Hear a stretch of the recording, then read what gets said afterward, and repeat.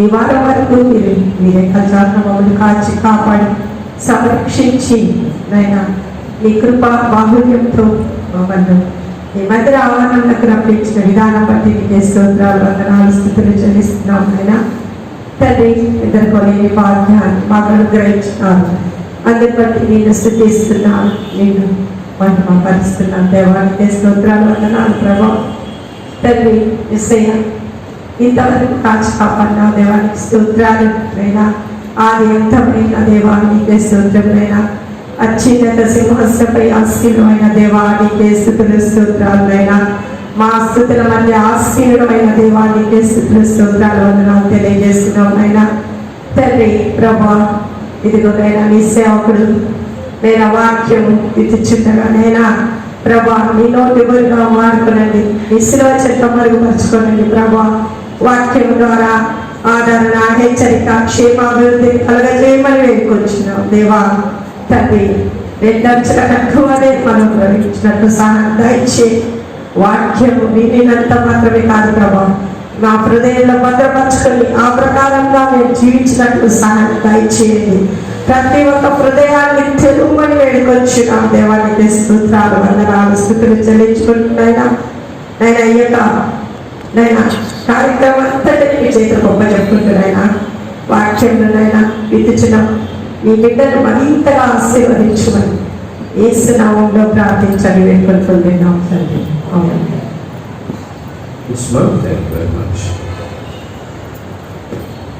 దయచేసి అందరూ కూడా బైబిల్ తెరచి దినపు మన టెక్స్ట్ అందులో ఒక మాట చదువుకొని దేవుని వాక్యంలో ప్రవేశిద్దాం. ఆదికాండము 22వ అధ్యాయము దినపు మన టెక్స్ట్ పిల్లరా. ఆదికాండము 22వ అధ్యాయము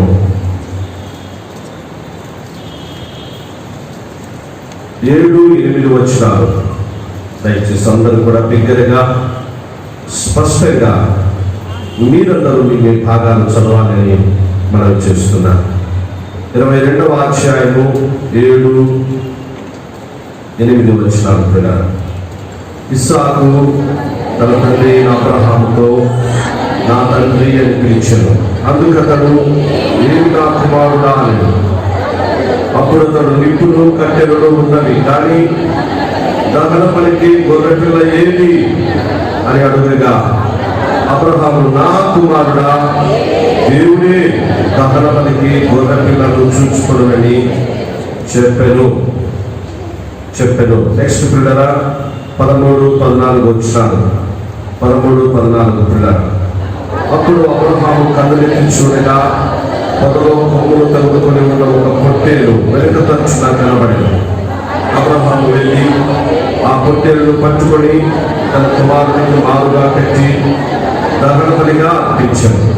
అబ్రహాము ఆ చోటికి యెహోవా ఈరే అని పేరు పెట్టాడు. అందుచేత యెహోవా పర్వతం మీద చూచుకొనును అని నేటి వరకు చెప్పబడును.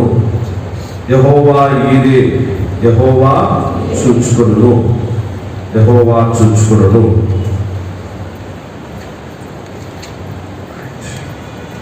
పిల్లల రండి, నూతన నిబంధనలో లూకా సువార్త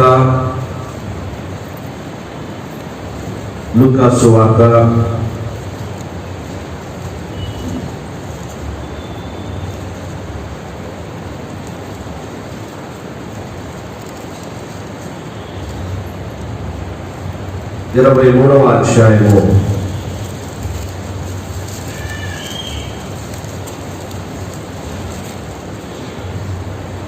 29-30 వచ్చినాము. అందరే కలిసి చదువుకుందా. 29-30-31. ఇదిగో గొర్రాడును కరణి గర్భములను పానీయ స్థలములను ధన్యములైన వాడి చెప్పు దినములు వచ్చుచున్నవి.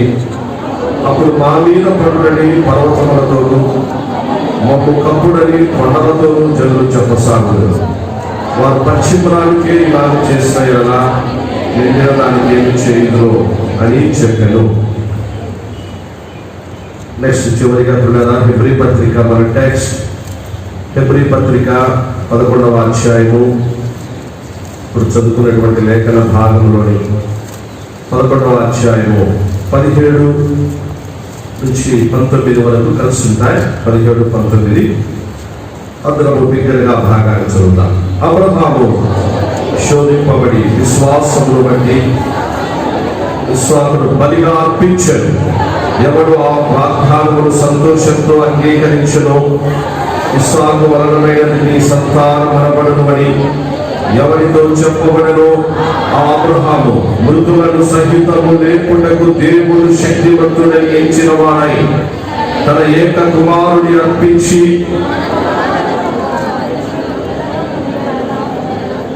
మరొక్కసారి ఆ భాగాన్ని చదువుదాం ప్రియులారా.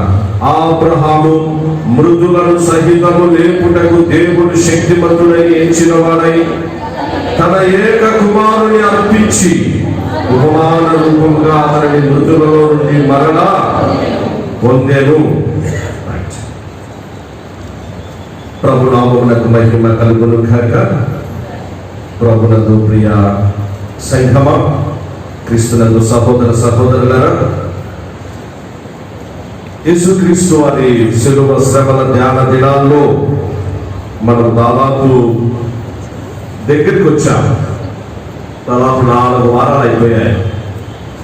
4 వీక్స్ మనం కంప్లీట్ చేసుకొని ఇప్పుడు 5వ వారం దగ్గర ప్రవేశించుతాం. యాషస్ వెడ్నెస్డే తర్వాత నుండి ఇంకా ఈ వారం మనం కలిగి ఉంటాం. తిరిగి వచ్చే వారము మనము మటలాది వారం ఉంటుంది పిల్లల. పామ్ సండే వచ్చే వారము ఆరాధన కూడా దయచేసి గుర్తుంచుకోవాలి. మనకు ముందుగానే ఉంటుంది. 8 గంటలకే మన ఆరాధన ఉండాలి. 8 గంటలకు ఆరాధన, 8:30 గంటలకు కాదు. 8 గంటలకే మనకు మరొకసారి ఈ వారం అంతటితో మనము ఎలాగో కలిసి ఉంటాం కాబట్టి అందరికీ తెలియపరచడం జరుగుతుంది. 8 గంటలకు ఆరాధన మన పామ్ సండే. అవన్నీ కూడా ప్యాషన్ వీక్ ఆరాధనలు, హోలీ వీక్ ఆరాధనలు ప్రారంభమవుతాయి. కాబట్టి ఇక దగ్గరికి వచ్చేసినాం. గుడ్ ఫ్రైడే దగ్గరికి వచ్చాం, ఈస్టర్.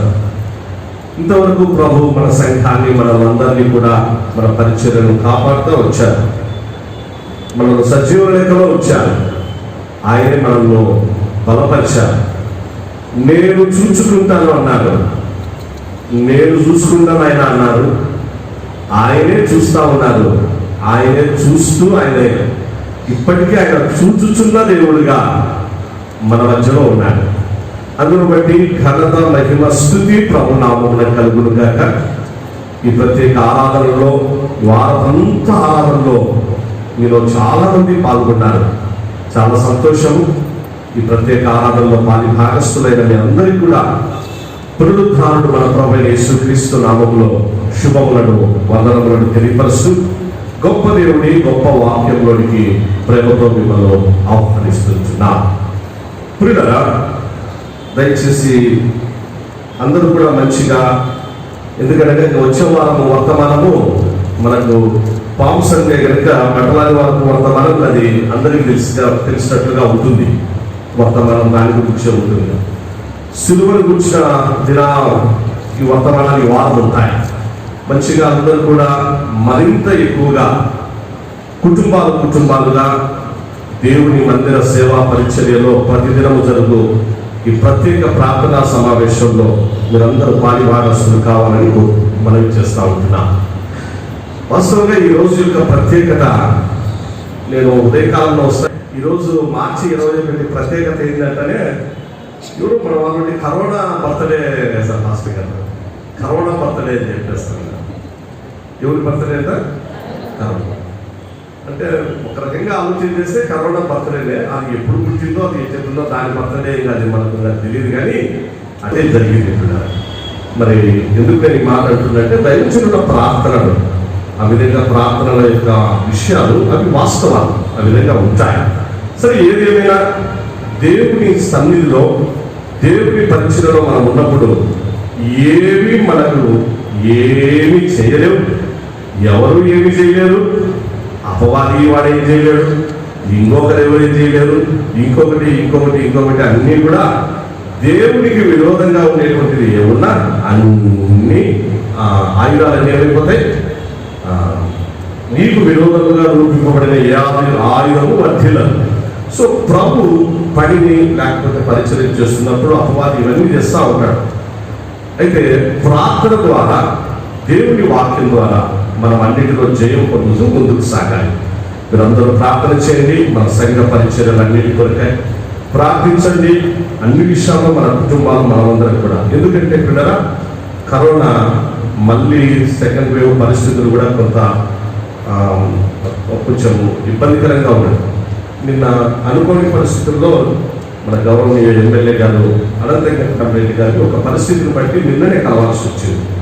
ఇలా మాట్లాడుతున్నప్పుడు ఆయన నుండి ఫాదర్ మనకు చెన్నైలో కూడా లాక్డౌన్ పెట్టేస్తారు, మరి గుడ్ ఫ్రైడే ఈస్టర్ ఇప్పుడు అదే అడిగారు, 2వ తారీఖు ఉంది సార్ అని చెప్పేసి వీలైతే నేను కూడా వస్తాను అని అంటూ చాలా జాగ్రత్తగా అవన్నీ కూడా మీరు ఫెసిలిటీస్ అన్ని ఏర్పాటు చేసుకున్నారా, మనకు ఈ శానిటైజర్ అవి అన్నీ ఉన్నాయి సార్, అవన్నీ ఉంటే మంచిది, అవి వాటిని కంటిన్యూ చేసుకోండి. ఎక్కువగా ఉంటుందని మళ్ళీ పరిస్థితులు కొంచెం బాగుండడం లేదు, మాస్క్ ఈ విషయాల్లో కూడా మంచిదని ఎమ్మెల్యే గారు కూడా సూచన చేశారు. ఎందుకు వీటన్నిటిని బట్టి అంటున్నామంటే పిల్లల దినములు చెడ్డవిగా ఉంటున్నాయి. ఎవరిని ఏ రూపాన అపవాది ఇంకొక రకంగా ఆరోగ్య విషయాల్లో డిస్టర్బ్ చేస్తున్నారు. వీటన్నిటిని బట్టి మనము జయము పొందాలి, ధైర్యంగా ఉండాలి, సంతోషంగా ఉండాలి, ఆనందంగా ఉండాలి, మనం ఆశీర్వాదాన్ని పొందాలి అని అంటే ప్రార్థన ప్రార్థన ప్రార్థన అదే మనకు సొల్యూషన్ కూడా. దేవుని వాక్యము ప్రార్థన ఈ రెండు మనం కలిగి ఉంటే అపవాది వాడే ఓడిపోతాడు, వాడే దూరం అయిపోతాడు. కనుక అందరికీ సవినయంగా మనం చేస్తున్నాం. ప్రభు రాకడ సమీపం అవుతున్న వేళ ఈ లండన్ డేస్ లో ఉన్నటువంటి మన ముందు ఎన్నో పరిచర్యలు ఉన్నాయి. ఈ పరిచర్యలు వచ్చే వారం అయితే ఇంకా ప్రత్యేకమైన కార్యక్రమాలు, మనకు ప్యాషన్ వీక్ ఆరాధనలు, ప్రత్యేకమైన వర్తమానాలు ఉన్నాయి. నెక్స్ట్ వచ్చేసి బాప్తిస్మాలు ఉన్నాయి. మనం చేస్తా ఉన్న ప్రత్యేకంగా తల్లిదండ్రులకు పిల్లల సందర్భాన్ని బట్టి, ఎందుకంటే సంవత్సరానికి ఒక్కసారి వచ్చేటువంటి కార్యక్రమం కదా, తల్లిదండ్రులు పిల్లలను దయచేసి ప్రోత్సహించాలని మనం చేస్తా ఉన్నాం.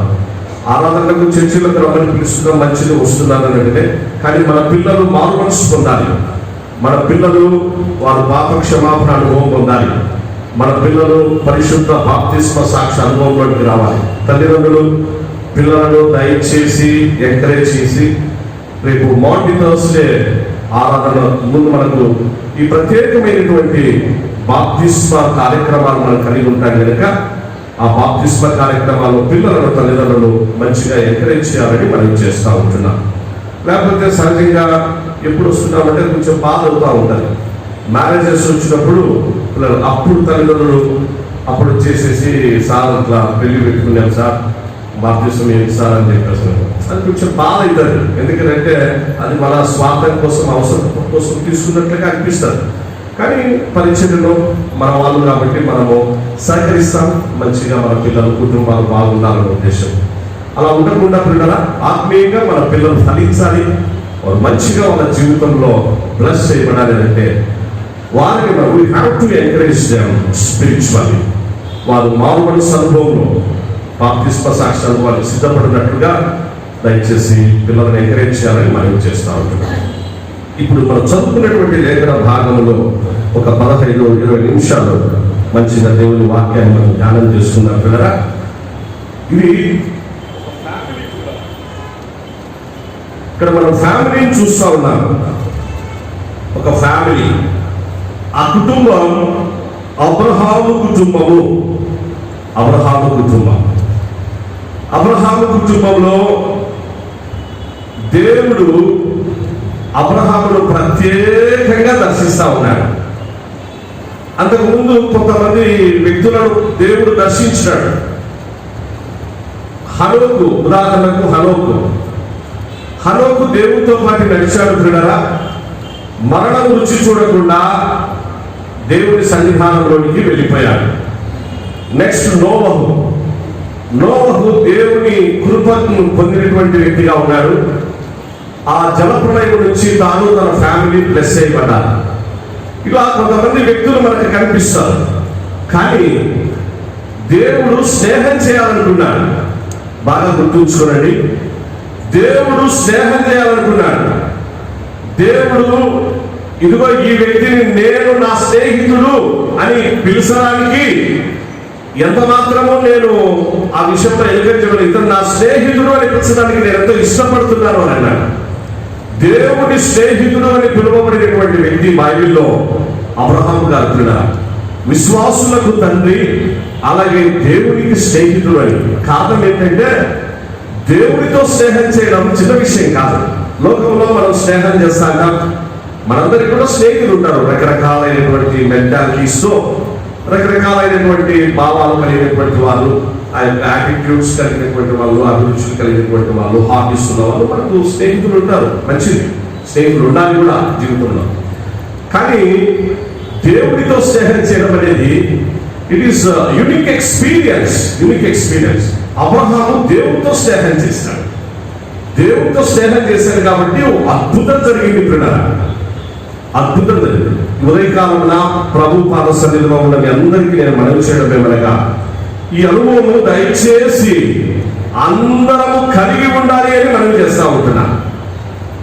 ఎందుకనగా అబ్రహాము విశ్వాసులకు తండ్రి, ఆయన అనుభవాన్ని కలిగి ఉన్నాడు. ఆ అనుభవం మనకు కూడా కలిగి ఉండాలి అని ప్రభు కోరుకుంటా ఉన్నాడు. కారణం ఏంటంటే అబ్రహాముకు ఫ్యామిలీ ఉంది. అబ్రహాముకు ఒకే ఒక కుమారుడు, అప్పటికి ఇస్సాకు వాగ్దాన పుత్రుడిని, వారసుని దేవుడు ఇచ్చాడు. ఇప్పుడు జరిగినటువంటి విషయం ఏంటంటే దేవుడు అబ్రహాము ఇద్దరు స్నేహంగా ఉన్నారు, మంచిగా మాట్లాడుకుంటున్నారు, అన్నీ ఉంటున్నాయి.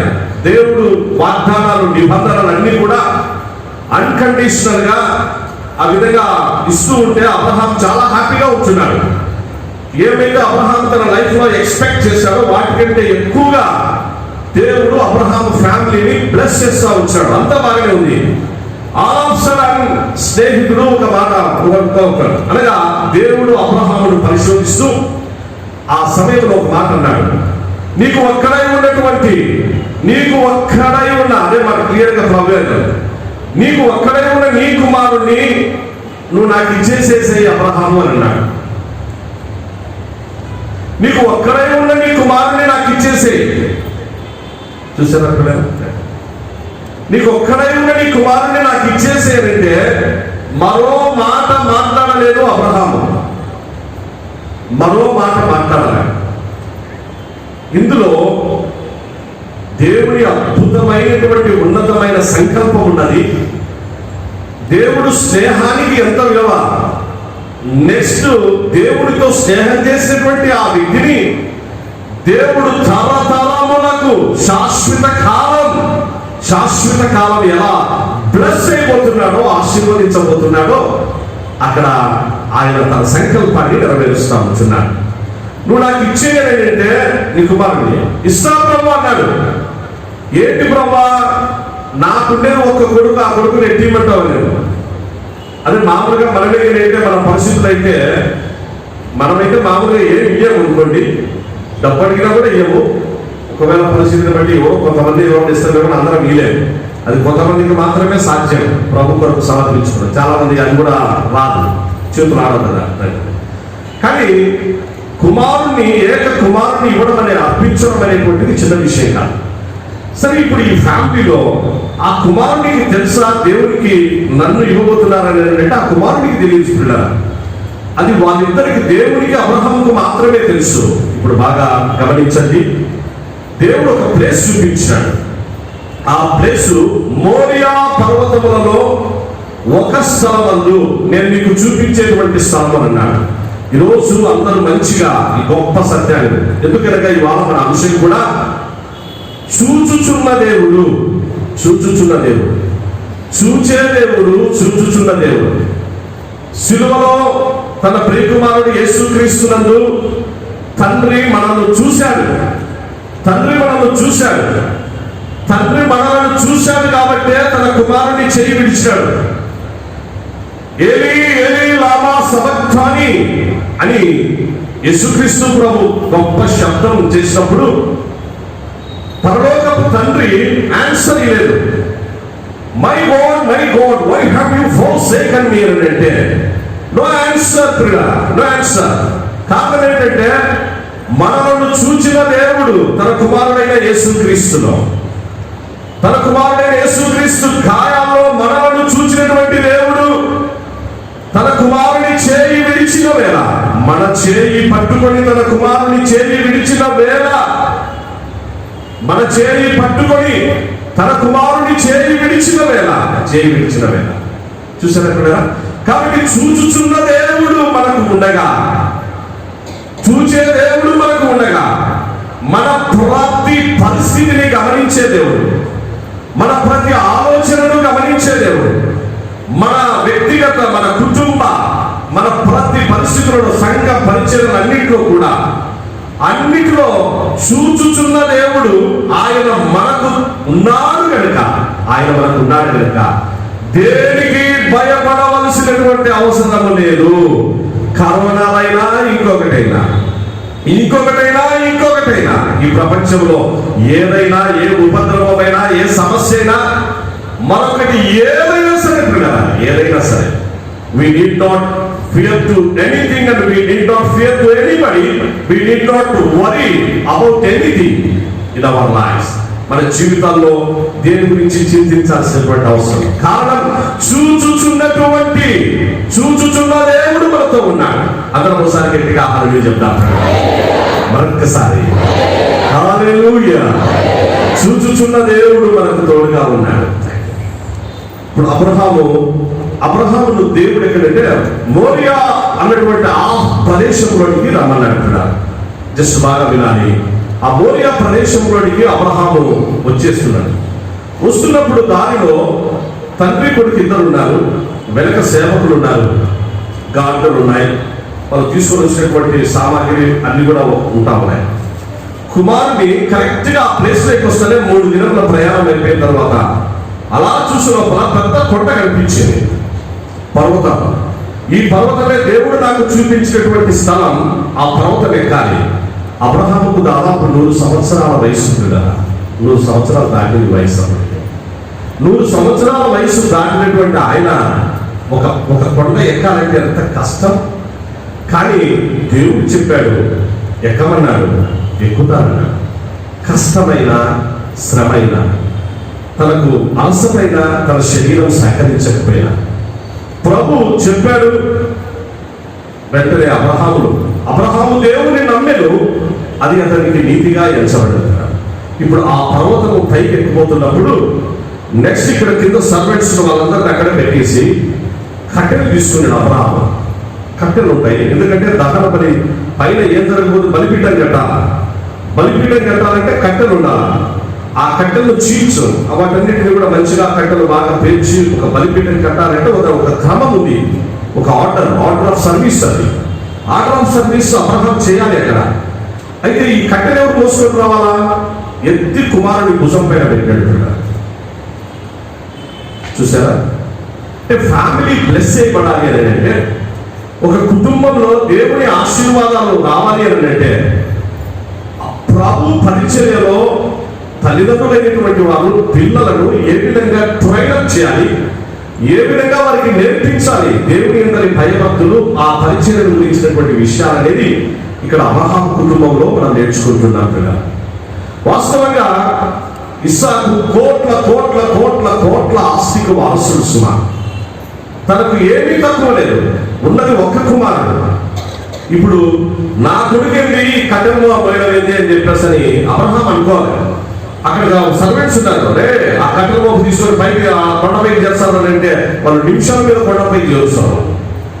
ఇంకా నిప్పు ఉంది, పైకి చేస్తారు అంటే నిప్పు పైకి చేస్తారు. ఇంకా ఏంటంటే కత్తి, అక్కడ వాళ్ళు తెచ్చిన సామాన్లు పైకి చేస్తారంటే అన్ని పైకి చేస్తారు వాళ్ళు. ఇక వీళ్ళు కిందికి పోవాలంటే కిందికి వెళ్ళిపోతారు వాళ్ళేమో.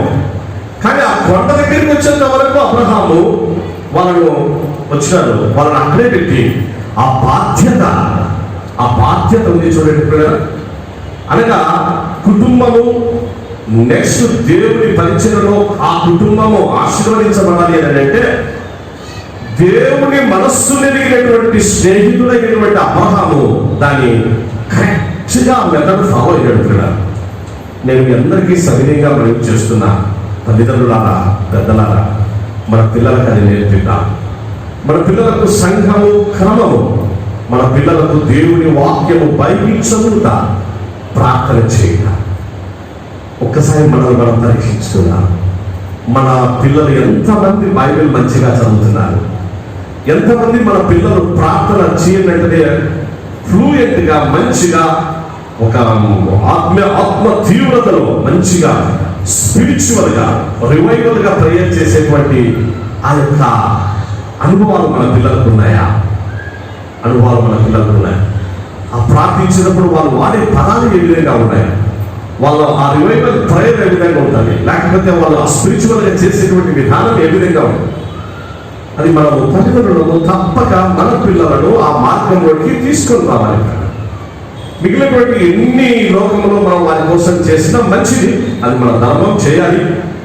వాళ్ళ కోసం వాళ్ళు ఐఏఎస్ ఆఫీసర్లైనా, కలెక్టర్లైనా, డాక్టర్లైనా, ఇంజనీర్లైనా, ఇంకొకటైనా వగైనా గొప్ప ఆఫీసర్లైనా వాళ్ళ జీవితాల్లో రక్షణ అనేటువంటిది, ఆ ఎక్స్పీరియన్స్ ఆఫ్ సాల్వేషన్ తోటికి రాకుండా, అలాగే అష్యూరెన్స్ ఆఫ్ సాల్వేషన్ అనేటువంటిది రాకుండా, దేవుని యొక్క భయభక్తుల విషయాల్లో ఆ క్రమం అనేటువంటిదే వాళ్ళకు రాకపోతే జీవితంలో మిగిలినటువంటివి వాళ్ళు ఎన్ని పొందినా అవన్నీ కూడా వేస్ట్ అయిపోయిస్తున్నారు. రక్షణ పొంది, రక్షణ జ్ఞానము పొంది, రక్షణ ఆ యొక్క అనుభవం పొందినటువంటి తరువాత మన పిల్లల గురించిన, వారి భవిష్యత్తును గురించిన కేర్ అండ్ కన్సర్న్ నీకంటే, నాకంటే, తల్లిదండ్రుల కంటే, ఈ ప్రపంచంలో మిగిలిన అందరికంటే కూడా మన పిల్లల కేర్ అండ్ కన్సర్న్ చూచుచున్న దేవుడు ఆయన చూసుకుంటారు. పిల్లల ఆ ప్రభు ఆయనకు మన పిల్లలను ఆయన ఇష్టమైనటువంటి రీతిలో, భయభక్తుల్లో, క్రమములో మన పిల్లలను దేవుడికి ఇష్టమైనటువంటి రీతిలోనికి మనము నడిపించినప్పుడు నెక్స్ట్ వాళ్ళ రక్షణ మార్గంలోనికి వాళ్ళు వస్తే, వాళ్ళు భవిష్యత్తులో ఐఏఎస్ ఆఫీసర్స్ కావాలా, ఇంజనీర్ కావాలా, డాక్టర్లు కావాలా, లేకపోతే డిఫరెంట్ ఫీల్డ్స్ లో వాళ్ళు ఒక హై పొజిషన్ లో మన పిల్లలు గొప్పగా సమాజంలో వాళ్ళు రాణించాలి, వర్ధిల్లాలి అని అంటే మన పిల్లలను గురించిన కేర్ అండ్ కన్సర్న్ తల్లిదండ్రులుగా మనకంటే పిల్లరా మన ప్రభు ఆయన ఎక్కువ తీసుకుంటాడు. కారణం ఆయన చూచుచున్న దేవుడు. అందరూ ఒకసారి గట్టిగా హల్లెలూయా చెప్తాం. మరొకసారి హల్లెలూయా. ఎందుకనక మన ప్రభు ఉదయకాలన ఆ మాట మనం చదివా, ఆయన యెహోవా ఈరే, యెహోవా చూసుకొనుడు అని చెప్పేసారు. ఎందుకంటే ఇప్పుడు బాగా గొప్ప సత్యము. జస్ట్ ఒక 5 నిమిషాలు మాట మంచిగా వినండి. ఇద్దరు పైకి వెళ్తున్నారు, నాన్న కుమారుడు ఇద్దరు. ఇస్సాకు కనీసం ఒక్క మాట కూడా కుమారుడు ఏంటి అంటే ఇంత పెద్ద కట్టెల మోపు, అంత దూరం గాడిదలు వచ్చినాయి, అంత దూరము మన సర్వెంట్స్ వచ్చిన వెనకబడి వాళ్ళనేమో కింద ఉండమని చెప్తివి, గాడిదలు కిందనే పెట్టించివి, నా మీదేమో నా భుజం పైన ఈ కట్టెల మోపు బరువు వేసి పై పడాలంటే అంత పైన కొండపైకి ఓడేది నాకు కష్టం, ఈ భుజం నష్టం ఉంది, రమ్మను సర్వెంట్స్ రమ్మను, లేకపోతే గాడిని తీసుకొని వచ్చి గాడి మీద పైకి తెలుసు అని అనొచ్చు. ఎవరు? ఇస్సాకు అనొచ్చు కదా. ఎందుకంటే కుమారుడు కదా, అల్లా బుద్ధిగా పెరిగినాడు, ఒక్కడే కుమారుడు, కోట్ల ఆస్తికి వారసుడు అనొచ్చు. అన్న తండ్రి ఖచ్చితంగా ఆ విధంగా చేస్తున్నాడు. కానీ అబ్రహాము కొడుకు ఆ యొక్క క్రమం నేర్పిస్తాడు. ఆ రెస్పాన్సిబిలిటీ, ఆ పెయిన్ అనగా దేవుని సేవా పరిచర్యలో ఆ యొక్క బాధ్యత, ఆ పెయిన్ అంటే దాని ద్వారా పిల్లలు ఏ విధంగా బ్లెస్ అయిపోతారో అది అబ్రహాముకు ముందుగానే తెలుసు.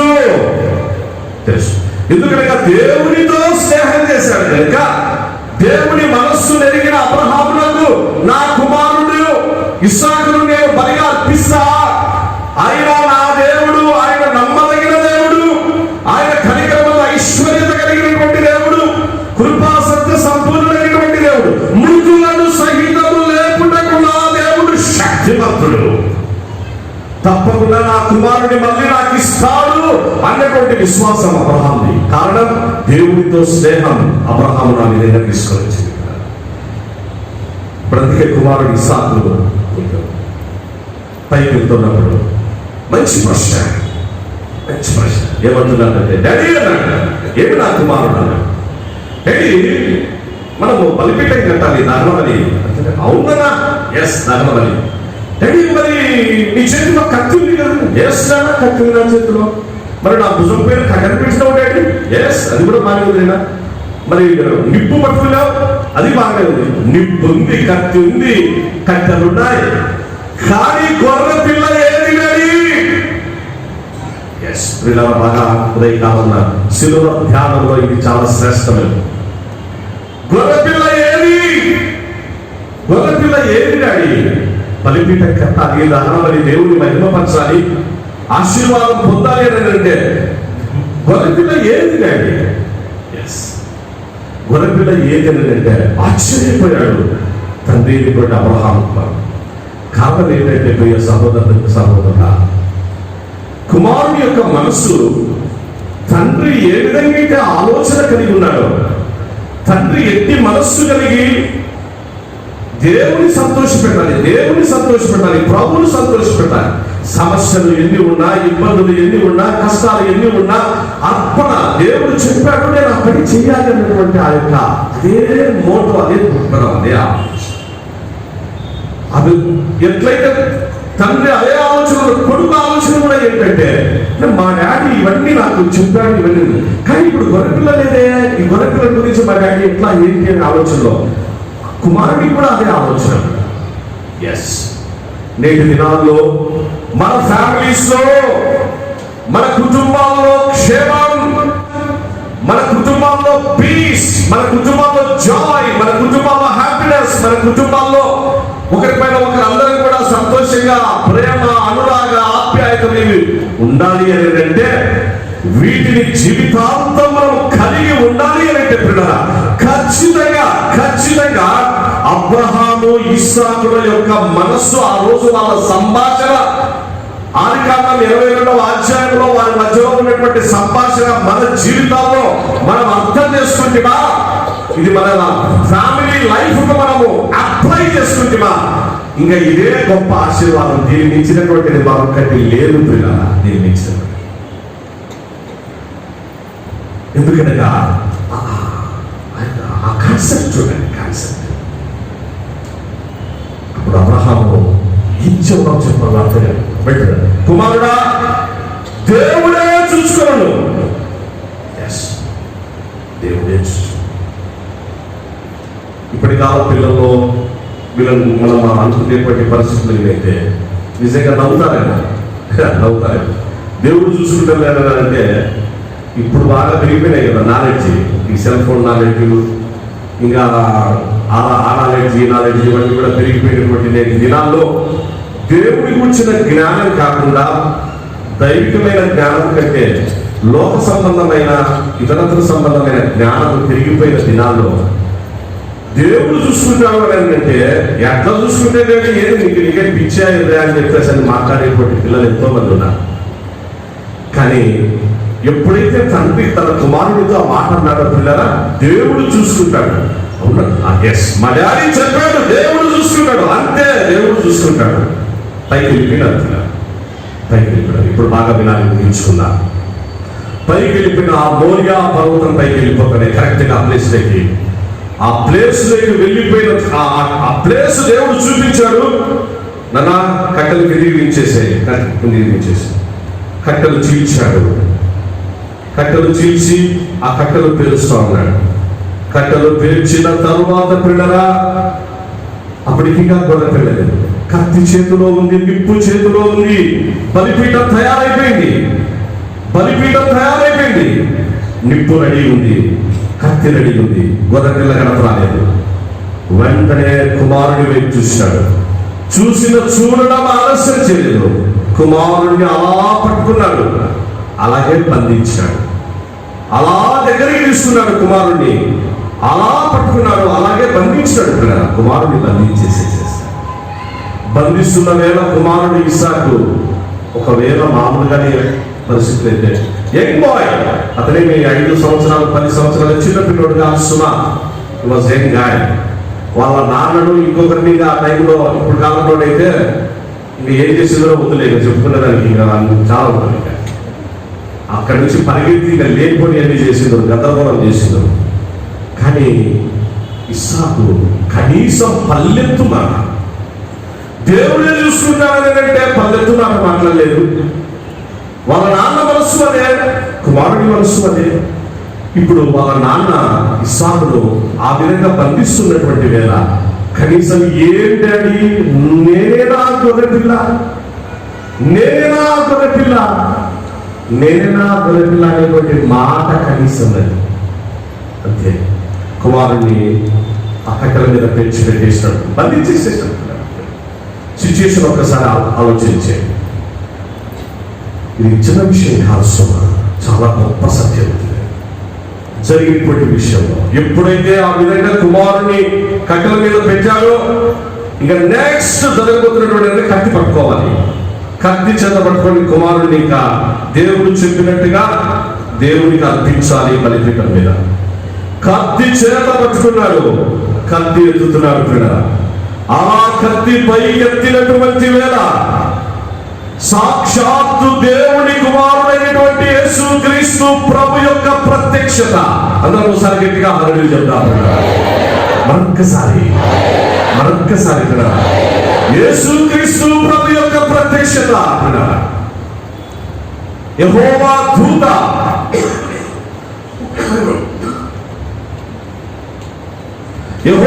దూత అనగా యేసుక్రీస్తు ప్రభు అని అర్థం. యెహోవా దూత యేసుక్రీస్తు ప్రభు యొక్క ప్రత్యక్షత, యేసు ప్రభు యొక్క స్వరం మోరియా పర్వతం మీదకి యేసుక్రీస్తు ప్రభు యొక్క స్వరం వచ్చింది. స్వరం వచ్చేసింది పరలోకము నుండి ఒక గొప్ప స్వరం. ఆ స్వరం మోరియా పర్వతాన్ని తాకింది. అబ్రహామా, అబ్రహామా, ఆగిపో, నీకు ఒక్కడే ఉన్నటువంటి నీ కుమారుని నాకు అర్పించుటకు వెనుక తీయలేదు గనుక. అబ్రహ్మ ఆగిపోలేదా? ఇంతకుముందు నువ్వు నీ కొడుకు జవాబు చెప్పలేక చెప్పావు, కరెక్ట్ గానే చెప్పావు. యెహోవా ఈరే అన్నావు, దేవుడే చూసుకుంటాడు. అయినా గొర్రెపిల్ల అన్నావు, ఇదిగో గొర్రెపిల్ల రెడీగా ఉంది, ఎదురుగా చూడు, ఇదిగో ఆ పర్వతం మీద నుంచి కళ్ళు పెట్టి చూడన్నా. అబ్రహ్మ నువ్వు సమీపంలో చూడు. అక్కడే అలా చూశాడు. అలా చూసినటువంటి వేళ అక్కడ ఆ ఎదురుగానే పొదలో పొట్టేలు కనిపిస్తుంది, గొర్రెపిల్ల కనిపిస్తుంది. ఆనందం పట్టలేదు కూడా. కత్తి అలా పెట్టాడు. కుమారుణ్ణి అలా బంధకాల నుంచి మళ్ళా తీసేసి బలిపీఠం నుంచి కుమారుడిని తీసుకొని కౌగిలించుకొని ఆ కుమారుడిని మళ్ళా ముద్దాడి, నా కుమారుడు నా దేవుడికి అర్పించాడు, తిరిగి ముందుగా వచ్చి మళ్ళా నా కుమారుడిని పొందాడు ఈ స్థలంలో అని చెప్పేసి భావించి ఆ కుమారుడు అలా చూస్తున్నప్పుడు ఆ గొర్రెపిల్ల దగ్గరికి వెళ్ళి ఆ గొర్రెపిల్లను తీసుకొని వచ్చేసి అదే ప్లేస్ లో ఇస్సాకునకు మారుగా అర్పించాడు. జరిగినటువంటి విషయం ఇప్పుడు బాగా వినాలి. మోరియా పర్వతము అబ్రహాము కాలం నాటికి నేను మీకు చాలాసార్లు చెప్పాను, అది ఒక నిర్మానుష్యమైనటువంటి ప్రదేశంగా ఉండిపోయింది. ఎవరు అక్కడ జనసంచారం నివాసం లేదు కదా. మరో 1000 సంవత్సరాలకు దావీదు కాలం నాటికి యెరూషలేము గొప్ప పట్టణమైంది. 1000 సంవత్సరాల కాలం నాటికి దావీదు కాలం నాటికి సౌలు దావీదు కాలం నాటికి యెరూషలేము గొప్ప వైభవమైనటువంటి పట్టణం. యెరూషలేము చుట్టూ పర్వతములు ఉన్నట్లు అని వాక్యంలో రాయబడింది. అనగా ఆనాటి యొక్క ఆ జియోగ్రఫికల్ కండిషన్స్ ప్రకారం దాదాపు 7 కొండలు, ఆ 7 కొండలు యెరూషలేము ఆ యొక్క పరిసర ప్రాంతాల్లో ప్రాధాన్యతలు సంతరించుకునేటువంటి కొండలు ఉండేటువంటి. బాగా వినాలి, డిబేట్ కావద్దు, వేరే ఆలోచనలు పోవద్దు సుమా. వేరే ఆలోచనలు అవన్నీ కూడా అవసరం ఉంటాయి, అవన్నీ కూడా వద్దు.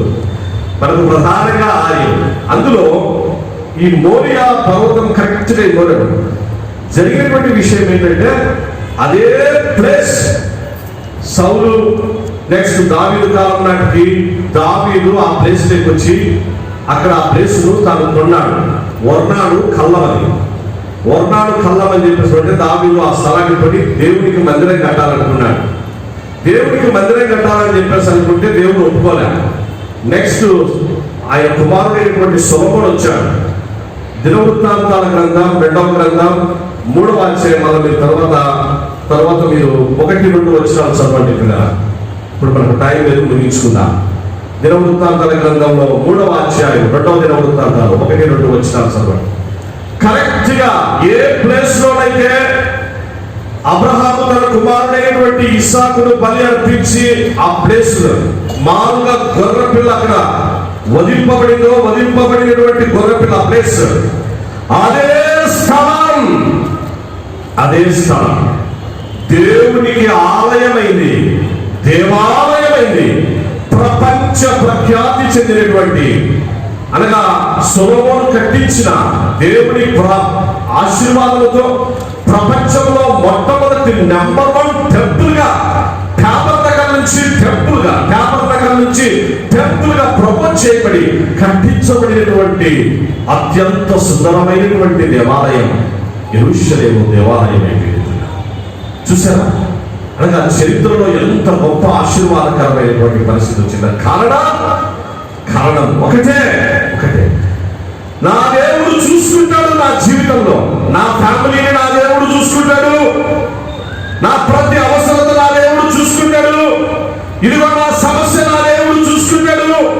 ఇదిగో నా కన్నీళ్లు చూసిన నా దేవుడు నా ప్రతి పరిస్థితిని, నా బలహీనతలు, నాకున్నటువంటి మెరిట్స్ డిమెరిట్స్ అన్ని కూడా అన్ని ప్రతిదీ చూసుకున్న నా దేవుడు నాతో ఉన్నాడు. కాబట్టి ఇంకా నేను దేనికి భయపడను.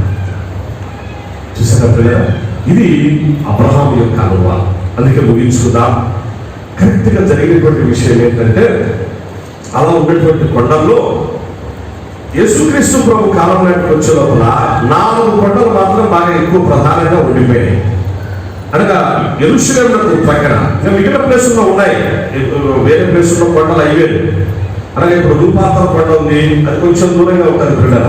అంటే యెరూషలేమునకు దానికి దగ్గరగా ఉండేటువంటి కొండ అది కాదు.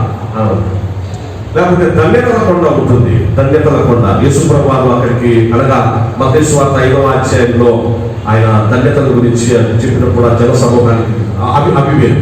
ఇప్పుడు కరెక్ట్ గా ఈ మోరియా పర్వతం దేవుడు చూపించిన ఆ స్థలంలో దేవుడు ఒక వ్యక్తిని, ఆ కుటుంబాన్ని బట్టి తరతరముల వరకు అదే ఫ్యామిలీస్ బ్లెస్ చేస్తూ ఎలా వచ్చాడు. అదే అబ్రహాము సంతానంలో నుంచి అలాగూ దావీదు ఏ విధంగా తెచ్చాడు, దావీదులో నుంచి యేసుక్రీస్తు ప్రభువు ఏ విధంగా అదే ప్లేస్ లో జన్మించేటట్టుగా దేవుడు చేశారు అనేటువంటిది ఇది ఉన్నతమైన ప్రణాళిక. కరెక్ట్ గా ప్లేస్ లో ఇప్పుడు 4 కొండలు కనిపిస్తాయి. మోరియా కొండకు ఇప్పుడు ఆ మోరియా కొండ ఉండేటువంటి ప్రదేశమే టూమ్ ఆఫ్ రాక్ అని చెప్పేసరి ఇప్పుడు దాని పరిస్థితి వేరుగా ఉంది. పిల్లరా, అది అన్యుల యొక్క స్వాధీనంలో ఉంది. ఇప్పుడు ఆ మందిరం అదంతా కూడా కారణం ఏంటంటే యూదులు దేవుని ప్రజలైనటువంటి పిలువబడేటువంటి వాళ్ళు చేస్తున్న తప్పుడు విధానాలు, పరిస్థితులను బట్టే అక్కడే ప్రపంచ సమస్య, అక్కడే ప్రపంచ జటిల సమస్య అక్కడే ఉంది. ఇప్పుడు దాని గురించినటువంటి టాపిక్ తర్వాత మాట్లాడుతున్నాం. 2వ కొండ ఎదురుగానే కనిపిస్తుంది. అలా కొంచెం సమీపాల ఒలివల కొండ కనిపిస్తుంది. ఆ ఒలివల కొండకు అటు ప్రక్కనే వచ్చేసేసి సియోను కొండ కనిపిస్తుంది. సియోను కొండ అలా ఇటు పక్కన చూసినప్పుడు కల్వరి కొండ కనిపిస్తుంది. కల్వరి కొండ అంటే కరెక్ట్ గా మనం ఇజ్రాయెల్ దేశంలో దాని మీద చూసినారంటే యేసు దేవాలయం ఉంది కదా, దేవాలయం కట్టబడినటువంటి ప్లేసు ఇస్సాకును బలి అర్పించడానికి, ఇస్సాకునకు మారుగా గొర్రెపిల్ల బలి అర్పించబడిన స్థలం అది దేవాలయం. ఈ దేవాలయానికి ఎదురుగా ఆ దేవాలయానికి ఎదురు ఉన్నటువంటి కొంచెం దూరంలో ఎదురు ఉండేటువంటి కొండలో, ఆ కొండలోనే కల్వరి కొండ, అదే గొల్గొతా అనబడినటువంటి స్థలం, కపాలం అనబడినటువంటి స్థలం.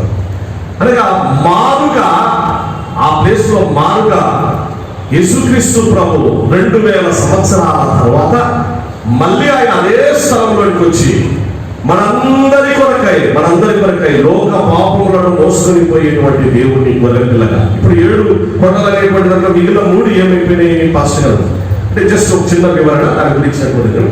సియోన్ కొండలు మనం 2 భాగాలు చేస్తారు కదా. అప్పుడు 4 కొండలు ప్లస్ 2 6 కొండలు. ఎలిజబెత్ అమ్మ మరియమ్మ ఉన్నారు. మరియమ్మ ఎలిజబెత్ అమ్మ దగ్గరికి వచ్చినారు. యూదయ కొండ సీమలో అప్పుడు వారు నివాసం ఉండేవారు. బాప్తిస్మం ఇచ్చి యోహాను తల్లి గారు ఎలిజబెత్ అమ్మ. అక్కడికి మరియమ్మ వచ్చినప్పుడు ఒక 3 నెలలు గర్భవతిగా ఉండేటువంటి పరిస్థితుల్లో లూకా సువార్త 1వ అధ్యాయం మనం చూస్తున్నాం కదా. అది ఎన్కార్ అనేటువంటి ప్లేస్ అన్నమాట. ఎన్కార్ అనేటువంటి ఆ ప్లేస్ లో ఈ ఫ్యామిలీ వాళ్ళు అక్కడ నివాసం ఉండేవారు. మరియమ్మ అక్కడికి వచ్చారు, అక్కడ ఉండేవారు. అయితే యూదయ కొండసీమ అంటే ఇదే, ఈ ప్రదేశమే. ఇది యెరూషలేం పట్టణం బాగా ఎక్స్టెన్షన్ జరిగింది కాబట్టి ఆ కొండ ఈ యెరూషలేం కాకుండా కలిసిపోయింది. కలిసిపోవడంలో భాగంగా అది అలా ఉండిపోయింది. ఎందుకు నేను ఈ మాటలన్నీ నేను చెప్పాల్సి వచ్చిందంటే పిల్లరా, అపవాది రేపు మనల్ని మోసగించడానికి, రేపు మనల్ని వాడు అధికారం చెలాయించడానికి, రేపు మనల్ని ప్రపంచమంతటిని వాడు కంట్రోల్ తెచ్చుకునేదానికి వాడు కూడా 7 కొండలు వాడుకోబోతున్నాడు. అయితే ఆ 7 కొండలు ఎక్కడ ఉంటున్నాయని చెప్పినారా? ఎందుకు సబ్జెక్ట్ టైం ముగించుకుందాం. ఆ 7 కొండలు ఎక్కడ ఉన్నాయంటే రోమా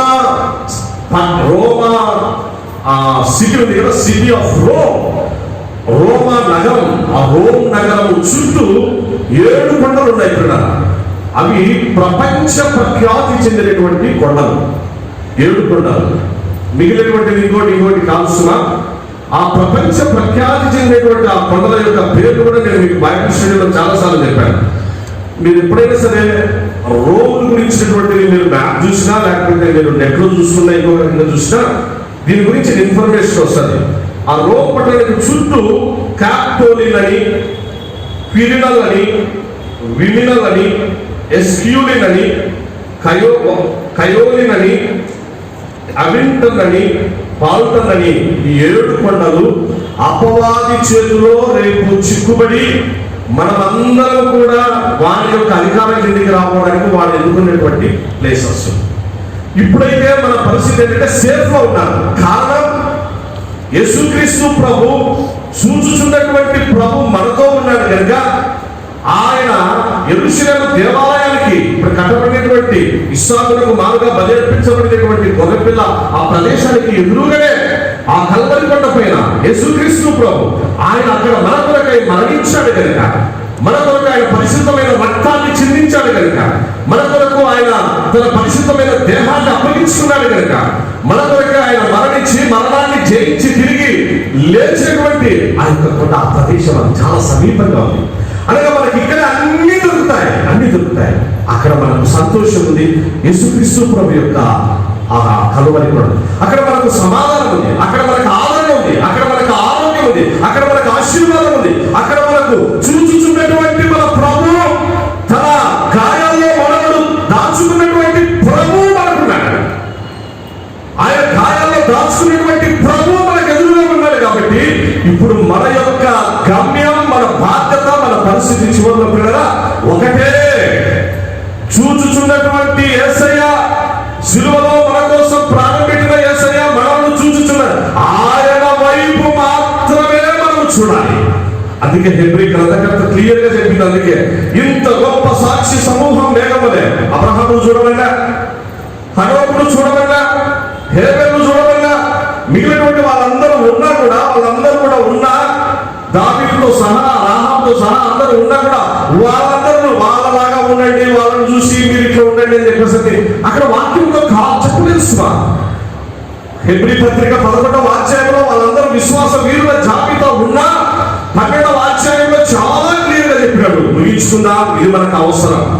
12వ అధ్యాయం మొదటి వచ్చినప్పుడు ఇంత గొప్ప సాక్షి సమూహం మేఘము వలె మనలను ఆవరించి ఉన్నందున మనము సులువుగా చిక్కుల పెట్టు పాపమును విడిచిపెట్టి విశ్వాసములకు కర్తయు దాన్ని కొనసాగించు యేసు వైపు చూచుచు. అందరం ఒకసారి గట్టిగా హల్లెలూయా చెప్తాం. మరొక్కసారి కళ్ళు మూసుకుందాం. దయచేసి కళ్ళు మూసుకుందాం. ప్రియ సహోదరుడా, సహోదరి, యేసు వైపు చూడాలి. కారణం ఆయన నిన్ను చూస్తున్నాడు. అమ్మా, అయ్యా, ఆయన నిన్ను చూస్తున్నాడు, నన్ను చూస్తున్నాడు, మనలను చూచుచున్న దేవుడు. శిలువ ప్రత్యక్షత జరిగిపోయింది మోరియా పర్వతం పైన. శిలువ ప్రత్యక్షత, యేసుక్రీస్తు ప్రభు స్వరం, గొర్రెపిల్ల స్వరం ఆనాడే మోరియా పర్వతాన్ని తాకింది. యేసుక్రీస్తు ప్రభు యొక్క స్వరం, అబ్రహామా ఆగిపో, నేను చూసుకుంటానైనా, నేను చూసుకుంటా. యెరూషలేము అంటే అర్థం అదే పిల్లరా, యెహోవా ఈరే. ఈరే అన్న ఒక పదం, షాలోమ్ అన్నటువంటి మరో పదం. ఈరే చూచుచున్న, షాలోమ్ సమాధానం, ఆరోగ్యం. సిటీ షాలోమ్, పీస్, సిటీ ఆఫ్ పీస్, సమాధానం. అందులో నుంచి వచ్చినటువంటి పదాలు. కాబట్టి దేవుడు, ప్రియ సహోదరుడా సహోదరి, ఆయన నీ పట్ల కేర్ అండ్ కన్సర్న్, నీ కుటుంబం పట్ల కేర్ అండ్ కన్సర్న్, నీ పిల్లల పట్ల కేర్ అండ్ కన్సర్న్, అన్నీ కూడా చూచుచున్న దేవుడు నీకు నాకు తోడుగా ఉన్నాడు. ఎంతకాలం? మరణము వరకు ఆయన. ఎంతకాలం? మరణమైన తరువాత. ఎంతకాలం? శాశ్వత కాలం. తనతో సదాకాలం, తనతో సదాకాలం, తనతో సదాకాలం. భయపడాల్సిన అవసరం లేదు. అమ్మా భయపడద్దు, ఇంకా ప్రభు తోడుగా ఉన్నాడు, ప్రభు తోడుగా ఉన్నాడు, ప్రభు చూస్తున్నాడు. ప్రభు చూస్తున్నాడు కాబట్టి నేను చివరిగా మనవి చేస్తున్నా, దయచేసి ప్రభుకు అయిష్టమైనది ఏదన్నా ఉంటే మనం తీసేసుకున్నాం కూడా. మన మాటలు, మన చూపులు, మన ఆలోచన, మన ప్రవర్తన, మన వైఖరి, ప్రభుకు ఇష్టమైనది ఏదైనా ఉంటే దయచేసి వాటిని తీసేసుకున్నా, వాటిని తొలగించుకున్నా. ఎందుకనగా ఆయన చూస్తున్నాడు. ఆయన చూస్తున్నాడు కాబట్టి ఆయన బాధపెట్టడం మంచిది కాదు కదా. ఆయన చూస్తున్నా మన జీవితంలో మార్పు లేకపోతే, ఆయన చూస్తున్నా మనం ఇంకా ఆయనకు వ్యతిరేకంగా ప్రవర్తిస్తే ప్రభు ఎంత బాధపడతాడు. ఆయన మనం బాధించిన వాళ్ళు, ఆయన మాటి మాటికి మనం సిలువ వేసిన వాళ్ళమైనా వద్దు. ప్రభు చూచుచు తిరిగి రాబోతున్నాడు. ప్రభు ఏ ప్లేస్, ఒలీవల కొండ మీదకి రాబోతున్నాడు. ఆ ప్రక్కనే ఉన్నటువంటి కల్వరి కొండ ప్రక్కనే, కల్వరి కొండ ప్రక్కనే, కల్వరి కొండ ప్రక్కనే, ఈ మోరియా పర్వతానికి జస్ట్ ఎదురుగా ఉన్నటువంటి ఒలీవల కొండ మీదికి ప్రభు యూదా గోత్రపు సింహమై రాబోతున్నాడు. ఏమిటి, ఎలా రాబో దినాల్లో మనం తెలుసుకుందాం. ప్రభు రాబోతున్నాడు. నిన్ను నన్ను కేర్ అండ్ కన్సర్న్ కలిగిన ప్రభు శ్రేష్టమైన ఉన్నతమైనటువంటి ఆ రాజ్యాన్ని మనకి ఇవ్వడానికి రాబోతున్నాడు. ఆ విషయాలు రాబో దినాల్లో మనం తెలుసుకొని ధైర్యం కలిగి సంతోషంగా ప్రభువును స్తుతిస్తూ మన ఫ్యామిలీస్ ప్రభు రాకడ కొరకు, రాజ్యం కొరకు సిద్ధపడతాం. ప్రార్థన చేసుకుంటాం. గొప్ప తండ్రి, మీకు వందనాలు, స్తోత్రాలు చెల్లిస్తున్నా. నీ పిల్లలు నీ స్వరము విన్నాను ప్రభా. కొంతవరకు నీ వాక్యం తెలుసుకున్నా. దయచేసినైనా ఇంకా చాలా విషయాలు ఉన్నాయి నేను తెలుసుకొని నేర్చుకోవాల్సినవి. నేను మోరియా పర్వతం మీరు మాకు తెలియపరిచారు. అలాగే మరి ప్రభా అక్కడ ఉన్నటువంటి ఆ కొండల ప్రాశస్తత కొంత మేము తెలుసుకున్నాం. నీ ప్రియకుమారుడు యేసుక్రీస్తు స్వరం, సిలువ స్వరం, మాట్లాడినటువంటి మాట, చూచుచున్నటువంటి దేవుడు అన్నటువంటి విషయం తెలియపరిచారు. దేవానికి వందనాలు, స్తోత్రాలు. అయినా ఆ యొక్క వాగ్దానం నెరవేర్చారు. నీ కుమారుడు యేసుక్రీస్తునందు సంపూర్ణంగా నెరవేర్చారు సిలువ ద్వారా. మరి తండ్రి, అపవాది కూడా మరి తండ్రి వాడి తంత్రంలో భాగంగా వాడు త్రిత్వాన్ని ఏర్పాటు చేసుకున్నాడు. అబద్ధ ప్రవక్తగా, అబద్ధ క్రీస్తుగా, అపవాదిగా వాడు మరి తండ్రి 7 కొండలను ఏర్పాటు చేసుకున్నాడు.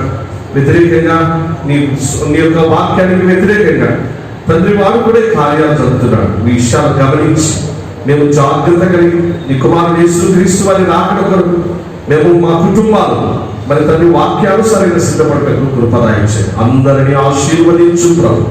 నీ దీవెనలతో నింపునైనా తండ్రి అందరూ కూడా మంచిగా మరి తండ్రి భయం కలిగి, ధైర్యం కలిగి, సంతోషంగా నీ కుమారుని ఎదుర్కొన్నటకు కృపను అనుగ్రహించు.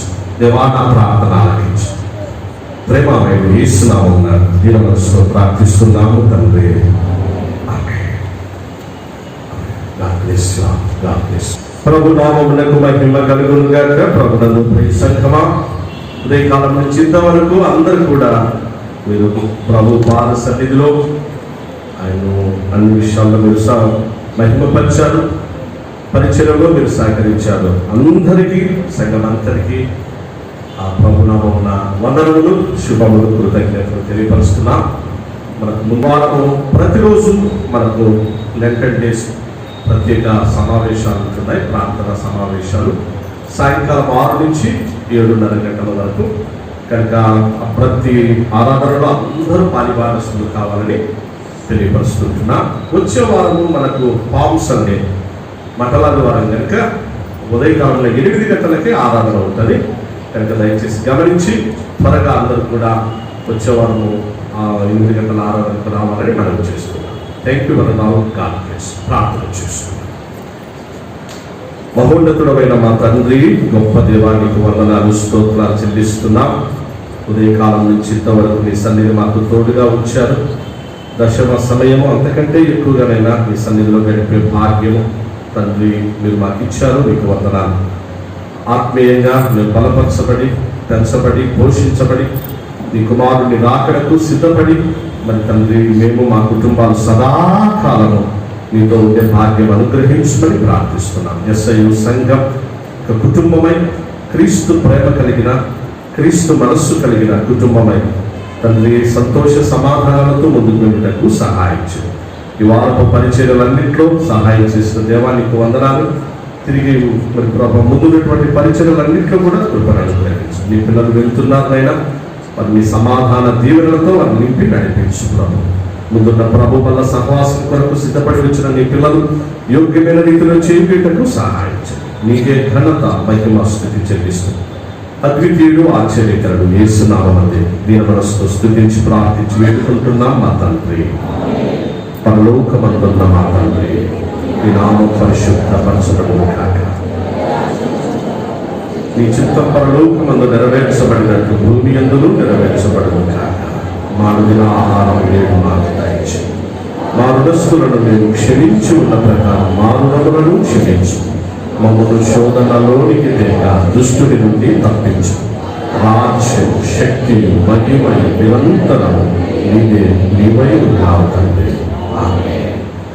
తొట్టిల్లకుండా మిమ్మల్ని కాపాడుటకును తన మహిమ ఎదుట ఆనందముతో నిర్దోషులనుగా మనలను నిలువ పెట్టుటకును శక్తిగల మన రక్షకుడైన అద్వితీయ దేవునికి మన ప్రభువైన యేసుక్రీస్తు ద్వారా మహిమయు, మహాత్యమును, ఆధిపత్యమును, అధికారమును యుగములకు పూర్వమును ఇప్పుడును సర్వయుగములకు కలుగును కాక.